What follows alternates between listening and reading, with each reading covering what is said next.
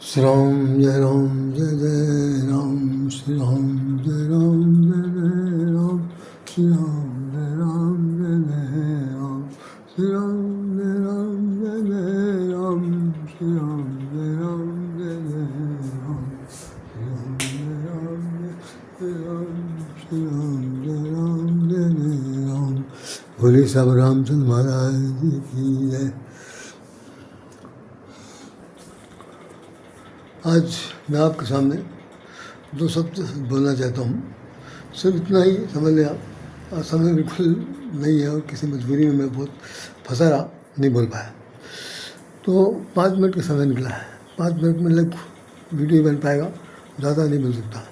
एक शब्द आपने सुना होगा और सुनते सुनते मैं समझता हूँ कि प्रौढ़ावस्था और बुढ़ापे की तरफ आप चल पड़े होंगे। सत्संग शब्द का नाम आता है और सत्संग के बारे में लोग सत्संग करते हैं। और मैं हज़ारों लोगों के मुँह से सुनते सुनते मेरे कान पक गए कि सत्संग में जा रहे हैं, सत्संग करते हैं, सुबह शाम होता है, यहाँ जाते हैं वहाँ जाते हैं, इनके पास जाते हैं इनके पास जाते और इनकी सत्संग सुनते हैं। मैं कभी कभी उनसे पूछ लेता हूँ कि सत्संग में क्या सुन के आए, तो कहते हैं याद नहीं। तो मैं पूछता हूँ कि सत्संग का है बात का। यदि सत्संग में गए और सत्संग में कुछ सुन के नहीं आए और सुन के आए तो कुछ याद नहीं, तो सत्संग किस चीज़ का है? सत्संग में हमारे शायद आप लोग तो हो सकता है ना जानते हो, या मेरी उम्र के लोग होंगे जानते होंगे कि जबकि हमारी जब उनका दर्शन लाभ हुआ था तो मैं उस वक्त 13 साल का था। और वो ये 96 में ब्रह्मलीन हुए। तो समझ सकते हैं आप कितनी उम्र उनकी हो गई होगी। और बहुत बूढ़े थे और बहुत विद्वान आदमी थे। विद्वान तो ऐसे विद्वान आदमी पहले तो धरती पर है ही नहीं, खोजेंगे तो नहीं मिलेंगे। तो उनका स्वामी प्रतीक जी महाराज नाम था। और वैसे तो नाम उनका बहुत ही पवित्र शब्दों में कहूँगा, सुश्री श्रीमान ज्ञा प्रसाद द्विवेदी थे और यहाँ के उन्नाव रहने वाले थे। संन्यास आश्रम ले लिया था बचपन से ही और उसके बाद फिर वो सत्संग में चले गए, महान विज्ञानी बन गए। बहुत किताबें लिखी, खुद लिखते थे, गाते थे और सत्संग होता था। मैं 13 साल की उम्र में उनके, जब कभी हमारे यहाँ लखनऊ में सचंडी महायज्ञ होता था अमीनाबाद घंटाघर पार्क में, उसमें अमीनाबाद हनुमान जी के मंदिर में, तो हम लोग, मैं अपने जहाँ रहता था वहाँ से भागता हो जाता था और लौट के चले आते थे। तब मेरी उम्र जो थी, जो जैसा मैंने बताया उस हिसाब से तो कुछ तमीज़ ही नहीं थी। एक सज्जन थे, मुझे बुला के ले गए थे, उंगली पकड़ा के, क्योंकि उनको एक साथी चाहिए था। तो चला गया, भाग के दौड़ के वापस आ गए। लेकिन दिन पर दिन हमारी जब उम्र की परिपक्वता बढ़ती गई और मैंने जब सत्संग का सही अर्थ सुन के मुखारबिन सुना तो मैं होशदंग हो गया। हमने फिर उसकी तुलना रामचरित मानस में तमाम सारी, आपको एक बात बता दूँ कहने से पहले कि रामचरित मानस के अंदर सत्संग शब्द से जुड़े हुए प्रसंग असंख्यों मात्रा में भरे हैं, असंख्यों मात्रा में। बालकांड से लेकर के उत्तरकांड तक सत्संग ही सत्संग है। और सत्संग से ही जो कथा निकलती है वो संवाद के रूप में आती है। सबसे बड़ा उदाहरण तो ये लीजिए कि रामचरित मानस का अंतिम जो चौपाई है, अंतिम चौपाई उत्तरकांड की, उसका पहला वाक्य सुन लीजिए। यह शुभ शंभु उमा संवादा सुख संपादन समन विषादा। यह शुभ शंभु उमा संवादा सुख संपादन समन विषादा। भगवान शंकर और माता पार्वती के बीच में जो संवाद हुआ, सत्संग हुआ, बालकांड में लिखा हुआ। धन्य धन्य गिरिराज कुमारी, अब तुम समान नहीं को हितकारी। भगवान शंकर ने कहा कि आपके द्वारा पूछे गए प्रश्न का उत्तर मैं दूंगा, लेकिन मैं इससे पहले उत्तर दूं, मैं आपकी धन्यता की बखान करता हूँ कि कम से कम आपने जन के हित में, संसार के हित में, कल्याण के हित में, विश्व के हित में, मनुष्य के हित में, नर नारी के हित में और सब प्रकार से हित के रूप में आपने ये प्रश्न पूछा है। और ये प्रश्न जो है बहुत ही अलौकिक है और जग को कल्याण करने वाला है। तो धन्य धन्य वहीं पर उन्होंने कहा था। उसके बाद कथा खत्म हुई। कथा उत्तरकांड में जब खत्म होती तो गोस्वामी जी क्या लिखते हैं? गोस्वामी जी लिखते हैं कि ये जो कुछ कथा सुनाई गई, समझाई गई, जिन जिन लोगों ने कहा, सुना, समझा, बताया, वो कुछ नहीं है, तो लोगों ने पूछा फिर क्या है, कहीं ये संवाद है, ये शंकर पार्वती का संवाद है। उन्होंने कुछ पूछा, उन्होंने कुछ जवाब दिया, उन्होंने कुछ पूछा, उन्होंने कुछ, मतलब कथन डायलॉग। आपके पूछे गए प्रश्न का उत्तर दिया, फिर प्रश्न पूछा फिर उत्तर दिया, फिर प्रश्न पूछा फिर उत्तर दिया। मतलब ये जो क्रम चला, इस क्रम को उन्होंने पूरे लिपिबद्ध कर दिया। उसको ही कहा है गोस्वामी जी ने, पहला वाक्य है। सबसे आप देख लिया, यह शुभ शंभु उमा संवादा सुख संपादन समन विषादा। ये संवाद भगवान शंकर पार्वती के बीच का है। और है क्या है संवाद कि सुख संपादन, जीवन में सुख का संपादन करने वाला, सुख की पुनरावृत्ति करने वाला, सुख को सूर्य के समान उदयमान करने वाला सुख को, और विषाद जो है विषादा का समन करने वाला, विषादा को शांत करने वाला, विषाद को हमेशा के लिए नष्ट कर देने वाला, विषाद को संसार से, धरती से और जनमानस से मिटा देने वाला, ये संवाद ऐसा है। तो भाई हम अब आपको बता रहे हैं कि हमारे स्वामी पतंजलि जी महाराज ने क्या कहा था। उन्होंने ये कहा कि सत्संग उसे कहते हैं, सुन लीजिए, अर्थ है, नॉट अनुवाद, अर्थ है। बहुत से सत्संगी जानते हैं, बहुत से सत्संगी बिल्कुल नहीं जानते। और तो मैं तो कह रहा हूँ कि कुछ भी नहीं जानते। सत्संग कहा कि जिसमें सत्य और असत्य का अर्थ, जिस वार्तालाप से सत्य और असत्य का ज्ञान हो जाए, जिस वार्तालाप से सत्य क्या है असत्य क्या है इसका ज्ञान हो जाए, भान हो जाए, उसी का नाम सत्संग है। सत्संग का मतलब चार आदमी बैठ करके इधर उधर का भागना नहीं है। सत्संग का मतलब यह है कि तुम कुछ सुनाओ, तो भाई तुम कुछ सुनाओ, हमने उनसे सुना, हमने उनसे सुना, हमने उनसे सुना, अरे भाई क्या सुना, जब सुना तो पूछो तो बताते नहीं। तो ऐसी स्थिति में सत्संग कुछ नहीं, भीड़ भाड़ बनाना, भड़का बनाना। उसके बाद यह है कि भाई आरती हुई, प्रसाद लिया, चलो भाई मुँह पोछते हुए चले आए। लेकिन गोस्वामी जी कह रहे हैं सत्संग उसे कहते हैं कि जिसके बाद आपको ज्ञान की आवश्यकता न पड़े, सत्य और असत्य का भान हो जाए। सत्य क्या है, संसार क्या है, मिथ्या है, मिथ्यक है। संसार असत्य है, संसार के जितनी भी चीज़ें हैं नश्वर हैं। हम आप क्या है, हम आप क्या है, सबसे ज़्यादा निकृष्ट नश्वर है। हमारी कोई गिनती नहीं। हम एक प्रकार के एक प्रकार के इंस्ट्रूमेंट है। इंस्ट्रूमेंट को क्या कहेंगे हिंदी में, एक यंत्र है। उस यंत्र के अंदर इसको चलाए रखने के लिए, इसको संचालित करने के लिए चेतना प्रधान कुछ इसमें अवयव जिसे कहते हैं कंपोनेंट लगे हुए हैं। उन कंपोनेंट के माध्यम से ये संचालित हो रहा है। तो संचालित करने वाला कहाँ है? अरे भाई अगर ड्राइवर होगा तो चालक होगा तो उसकी तो हाथ में वो गियर और स्टेयरिंग सभी कुछ होगा, तो दिखाई तो पड़ा चाहिए। तो वो कहते हैं दिल में बैठा हो। अब यही धोखेबाजी वाला है। पूरी दुनिया जानती है कि भगवान अगर बैठे हैं अंदर, दिल में बैठे, निकल के बाहर क्यों नहीं आते? तो नहीं आते सिर्फ इसलिए नहीं आते हैं कि हमारे जैसे पूछने वाले एक भारतवर्ष में 1 अरब 45 करोड़ लोग, पूरे विश्व में 8 अरब लोग हैं, और सबके भगवान हैं, सबके भगवान। कोई कुछ मानता है, कोई कुछ मानता। मान लो ईश्वर एक है, तो अब एक आदमी इतने लोगों से बातचीत कैसे करेगा? जिससे बातचीत करेगा दूसरा आदमी मुंह फुला लेगा, तीसरे से बात करने जाएगा, चौथा जो कहेगा आप क्या जाओ बतावें हमको, बहुत बड़े भगवान मैंने घूम रहे हैं।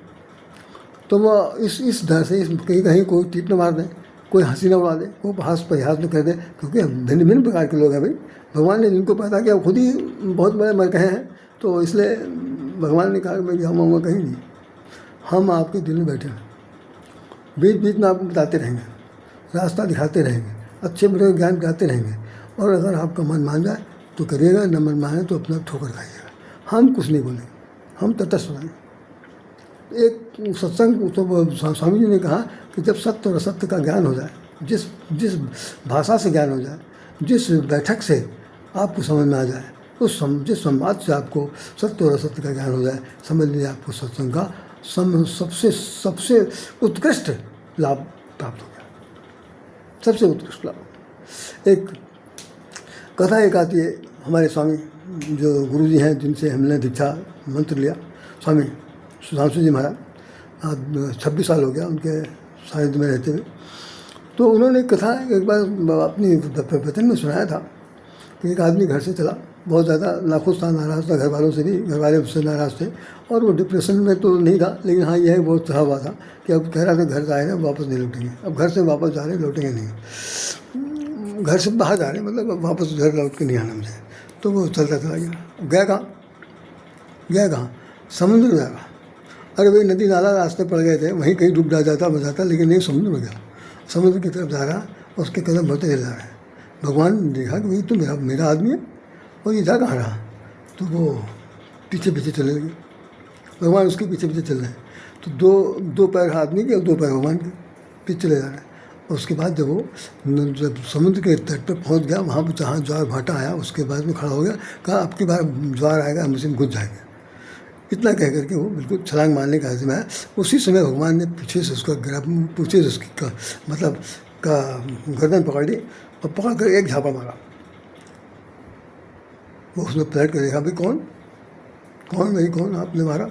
इतनी बियाबान जंगल में, यहाँ कोई नहीं है, दूर दूर तक जलाशय दिख रहा, समुद्र का किनारा भी नहीं दिख रहा, और मारने वाले अब कौन है? कहने मैं भगवान हूँ। और वो बिल्कुल बिल्कुल बूढ़ा रूप धारण किया था, मैं भगवान हूँ। मुझे आप भगवान है? भगवान ऐसे होते हैं, थप्पड़ मारते हैं? कहने अरे नालायक, घर से तो चला था तभी मैं तेरे साथ चल दिया था। मैंने कहा कि मेरा बच्चा हमें छोड़ के कहाँ जाएगा? मेरा बेटा इस जगत पर हमने बड़ी मुश्किल से इसको यहाँ पर जन्म दिया है, हम सबका परम पिता है, तेरा भी पिता हूँ, और मुझे अच्छा नहीं लगा कि मेरा बेटा जो है वो जल समाधि ले ले, इसलिए मैं हूँ। कह क्या सबूत? कह पीछे देख, तेरे पीछे 2 पैर तेरे हैं, 2 पैर मेरे हैं, हम पीछे पीछे साथ साथ चले आ रहे हैं कि भाई ये किसी तरह से भटकाओ कि सत्य ना पाए। अब चुपचाप घर वापस चला जा, लड़ाई सबके घर में होती रहेगी, इससे तेरा कोई मतलब नहीं, तो मैं मुझसे मिला हुआ है, हम तुझसे मिले हुए, भाई यही समझ कर तू अपना जीवन काट दे, इसी का नाम सत्संग का स्वरूप है। महाराज जी ने ये बताई कि सत्संग इसी कहते हैं जहाँ पर भक्त भगवान मिल जाए, अज्ञानता का नाश हो जाए, ज्ञान का प्रखंड दीपक प्रज्वलित हो जाए, बस वही ज्ञान है, बस वही ज्ञान। तो गोस्वामी ने लिखा है कि बिनु सत्संग विवेक न होई, राम कृपा बिनु सुलभ न होई, बिनु सत्संग विवेक न होई, राम कृपा बिनु सुलभ न होई। बिना सत्संग के विवेक नहीं हो सकता। विवेक जो है, विवेक की तीन शाखाओं में बटा हुआ है। सबसे पहले जड़, उसके बाद बुद्धि, बुद्धि के बाद विवेक। विवेक जो है वो बुद्धि की शाखा है। जड़ में जड़ जब मजबूत नहीं होगा तो तना बनेगा नहीं, जब तना नहीं बनेगा तो शाखाएं नहीं निकलेगी। तो जड़ की आवश्यकता बहुत जरूरी है। मतलब हमारी मूर्खता भी विराजमान रहनी चाहिए। मूर्खता जो है ज़मीन के अंदर धसी होनी चाहिए, और मूर्खता के पुरजोर से जो पेड़ अंकुरित होकर ऊपर आए, तना, वो है ज्ञान, वो है ज्ञान। और ज्ञान की जब शाखाएँ फूटें तो बन जाएगा विवेक। तो जड़, ज्ञान और विवेक। जड़ माने दुर्बुद्धि, जड़ माने मूर्खता, जड़ माने मूर्खता।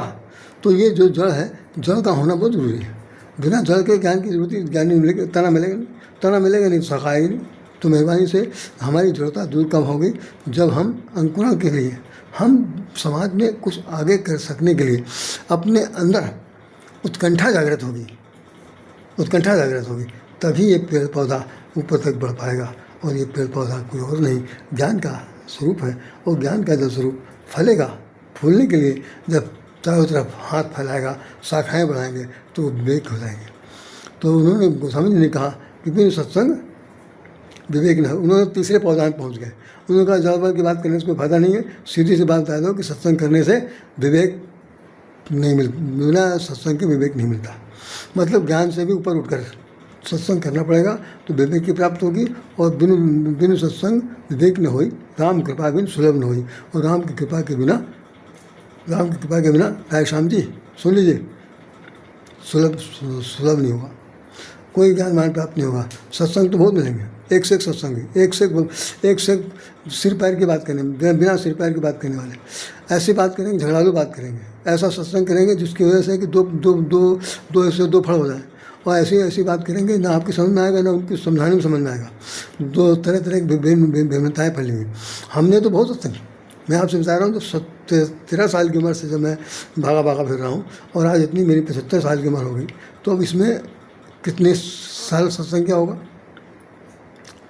कितने लोगों के पास हम गए होंगे? हज़ारों भाई साहब, गिनती नहीं, हज़ारों। लेकिन उसके साथ साथ मैंने पेट पूजा के लिए, पापी पेट के लिए नौकरी भी की, 4 बात भी सुनी, पढ़ाया भी, पढ़े भी, सब कुछ जितना भी संभव था अपने जीवन के और मेरे साथ जुड़े हुए लोगों के हित के लिए, वो सब समर्पण के सबसे किया। तो सत्संग से मेरा छुटकारा कभी नहीं मिला, भगवान ने मेरा कभी साथ नहीं छोड़ा, हमने कभी उनका नाम नहीं भूले। तो निश्चित रूप से हम दोनों के बीच में ये लगाव रहा। और आपको जानकर आश्चर्य होगा, मैं कई इस एपिसोड में बात बता चुका हूँ कि मुझे सन 1964 से लेकर 1 जून 1964 से लेकर टिल डेट, आज की तारीख तक, गिन लीजिएगा कितना हुआ, 64 से 2026, 26 साल ये हो गया और 36 साल वो हो गया, 26 कितना हुआ, 62 साल, 62 साल हो गया मुझे अनवरत रामायण पढ़ते हुए। भगवान की महती कृपा, मैं मंदिर में खड़ा हूँ, मंदिर के अंदर विराजमान, मैं कभी नागा नहीं हुआ। भगवान ने ऐसी व्यवस्था की कि मैं नागा नहीं हुआ। हम जिस रूप में रहें, जिस स्थिति में रहें, चाहे दुखी रहे, चाहे सुखी रहे, चाहे रोगी रहे, चाहे अस्पताल में रहे, चाहे यात्रा में रहे, चाहे किसी घर में रहें, जहाँ कहीं रहें, हमारा ये क्रम नहीं टूटा। ये सबसे बड़ी उपलब्धि है कि मैंने रामायण 62 साल हो गया पढ़ते हुए, और गीता को पढ़ते हुए 26 साल हो गया, सब कुछ प्राप्त किया। ये तो पठन पाठन की बात। फिर 16 साल अध्यापन क्या किया, पोस्ट ग्रेजुएट पढ़ाया, उसके अंदर जो हिंदी साहित्य से जुड़े हुए थे उन सब लोग लड़के आज भी मेरी उम्र के आसपास के मिलते हैं, वो कहते हैं गुरुजी जो आपने हमें पढ़ा दिया, जिस भाषा का आपने प्रयोग करके हमारे मन मस्तिष्क में भर दिया, ऐसा कोई है नहीं। अब कोई ऐसा ढूंढने नहीं मिलता। आप जैसी बात, जिस तरह से आप बोलते थे, जिस सब टॉपिक बोलते थे, लगता था कि अब 2-4 घंटे अगर बोलें तो ज़्यादा ठीक है। लेकिन पीरियड का मामला होता था कि अभी एक पीरियड खत्म होने वाला, दूसरे पीरियड में हम चले जाएंगे। तो ये था। तो मेरा मतलब समझ है कि बिन सत्संग विवेक न हुई, राम कृपा बिन सुलभ न हुई। राम की कृपा के बिना सुलभ नहीं हो सकता।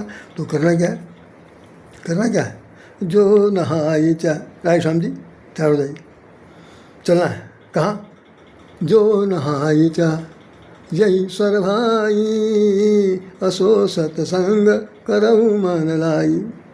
तो चलिए उस राम की भक्ति रूपी सरता में स्नान करते हैं। स्नान करने के बाद वहीं बैठ कर दोनों राम राम करेंगे। कौन, हम और मेरा भगवान, दोनों जपेंगे। भक्त और भगवान में कोई भेद नहीं। गोस्वामी ने लिख दिया, ज्ञानी भक्ति नहीं कुछ भेदा। ज्ञान और भक्ति में कोई भेद ही नहीं, भक्ति, लेकिन भेद है, इतना बड़ा भेद है कि जिसका कोई अभी तक पार नहीं पाया। और गोस्वामी जी लिखते हैं, ज्ञानी भक्ति नहीं कुछ भेदा। वो सच है। ज्ञान जो है वो ज्ञान शुष्क होता है, और भक्ति जो होती है रसमय होती है। अब जो चीज़ जैसे सूखी जलेबी में क्या है, उसमें रस है ही नहीं, तो वो बिल्कुल कुरकुरी होगी, लेकिन उसमें ना कोई स्वाद होगा ना कुछ होगा। उसे कहते हैं ज्ञान शुष्क होगा। और जब उसे उसमें सीरे में डुबो दिया जाएगा तो भक्ति बन जाएगी। भक्त रस से डूबा हुआ ज्ञान भक्ति रस हो गया। तो वो मैं बताना चाहता हूँ कि बिन सत्संग विवेक न होई, राम कृपा बिन सुलभ न होई, जो नहाई चाहिए सर भाई, सो सत्संग करो मन लाई। और उन्होंने कह दिया सबसे अंतिम बात बोल रहा हूँ, जो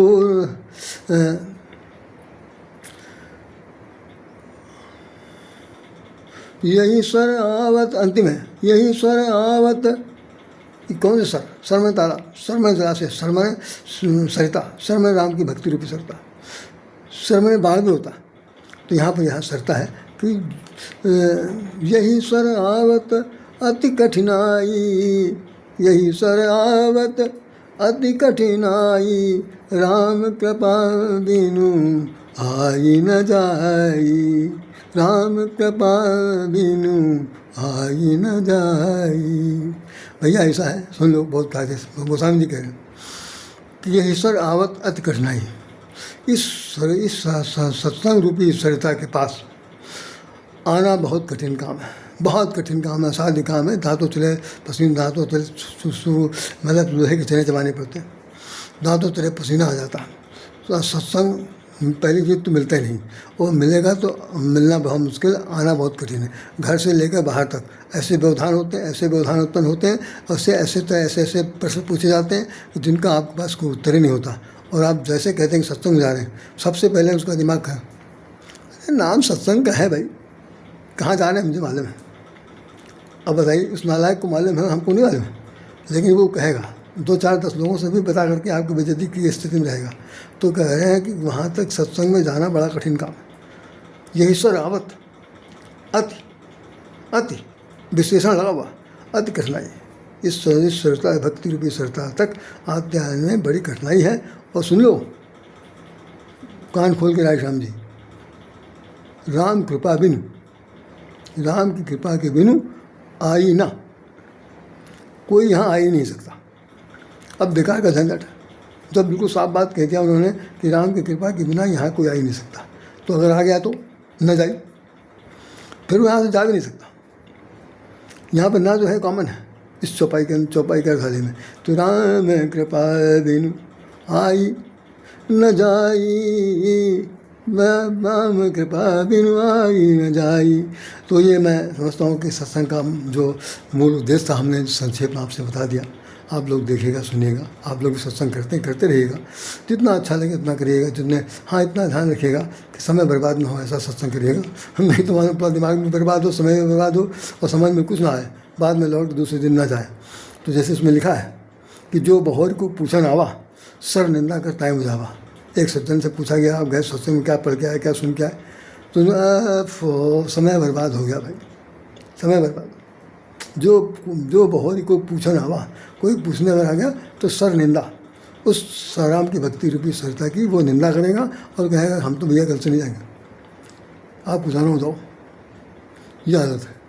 तो गोस्वामी ने लिख दिया कि राम कृपा बिनु, ऐसे लोगों के लिए सत्संग वही नहीं, ना उनको बताने वाले मिलेंगे। वो जो चीज़ वहाँ ढूंढने जाते हैं वो वहाँ नहीं मिलता। सत्संग की एक बड़ी खास बात बता दूँ कि सत्संग में एक साधुता का स्वरूप होने का थोड़ी सी शुष्कता होती है, शुष्कता होती है। अमृत तो चमकता है लेकिन शुष्कता होती है। तो भाई नाच गाना तो है नहीं, कोई ढोल ढप्पा तो है नहीं, ये तो लोग बताते हैं इससे मनोरंजन के लिए, आत्मरंजन करने के लिए सत्संग होता है, मनोरंजन करने के लिए नहीं।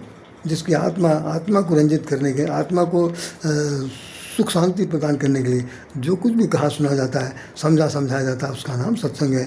और उस सत्संग में हमें आपको सबको सराबोर होना चाहिए। इन्हीं शब्दों के साथ राधे श्याम राधे हृदय से नमन करता है। यदि मेरी बात आपकी ज़रा बहुत ही समझ में आई हो तो अन्यत्र भी लोगों को बताइए, मन हो तो सब्सक्राइब कर दीजिए। और मैं तो एक बहुत ही अज्ञात व्यक्ति हूँ, मेरे पास कुछ नहीं है देने के लिए, जो कुछ भगवान ने मुझे दिया है वो मैं आपको समर्पित कर रहा हूँ। ये एक प्रकार का रिकॉर्डेड है, आज नहीं तो कल कभी भी हम नहीं रहेंगे यहाँ पर। तो ये जो वीडियो है ये जीवांत होकर के हमारे मुँह से बोलता हुआ दिखाई पड़ेगा। तो आप लोग जो इससे कुछ प्राप्त करना चाहते हैं तो सुनिए, समझिए, जानिए। और इन शब्दों के साथ राधे श्याम राधे आपको हृदय से नमन करता है। जय श्री राम, जय श्री कृष्ण, जय श्री राधे।